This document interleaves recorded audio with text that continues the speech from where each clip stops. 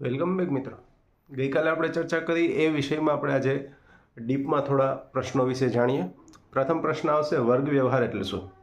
તો વર્ગ વ્યવહાર એટલે કે અધ્યાપન અભ્યાસન પ્રક્રિયા દરમિયાન વિદ્યાર્થી અને શિક્ષક વચ્ચે વર્ગખંડમાં થતી જે પ્રક્રિયા છે તેને વર્ગ વ્યવહાર કહી શકાય. પ્રશ્ન 2, શિક્ષક અને વિદ્યાર્થી વચ્ચેના વ્યવહારને અન્ય કયા નામે ઓળખવામાં આવે છે? તો તેમને વર્ગ વ્યવહાર તરીકે ઓળખવામાં આવે છે.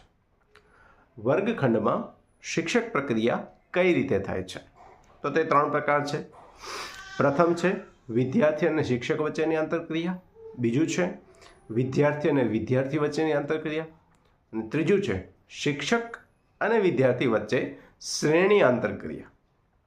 ચોથો પ્રશ્ન, શિક્ષક વ્યવહાર અંગે શિક્ષક કઈ બાબતો જણાવવી જરૂરી છે? શિક્ષકને કઈ કઈ બાબતનું નોલેજ હોવું જોઈએ? તો કે પ્રથમ, શિક્ષક વ્યવહાર માટે શિક્ષકે માનસિક વિજ્ઞાન, સામાજિક વ્યવહારશાસ્ત્ર, સામાજિક માનસશાસ્ત્ર જાણવું જરૂરી છે. શિક્ષણ પ્રક્રિયામાં કેટલા તત્વો હોય છે? તો તેમાં 3 તત્વો હોય છે. એક શિક્ષક, બીજું વિદ્યાર્થી અને ત્રીજું શૈક્ષણિક સાધન સામગ્રીઓ. છઠ્ઠો પ્રશ્ન, શિક્ષણ પ્રક્રિયાની કઈ રીત છે? શિક્ષણ પ્રક્રિયાની 3 રીતો છે. શિક્ષક કેન્દ્રીય અધ્યાપન, વિદ્યાર્થી કેન્દ્રિત અધ્યાપન અને સ્વાયત્ત.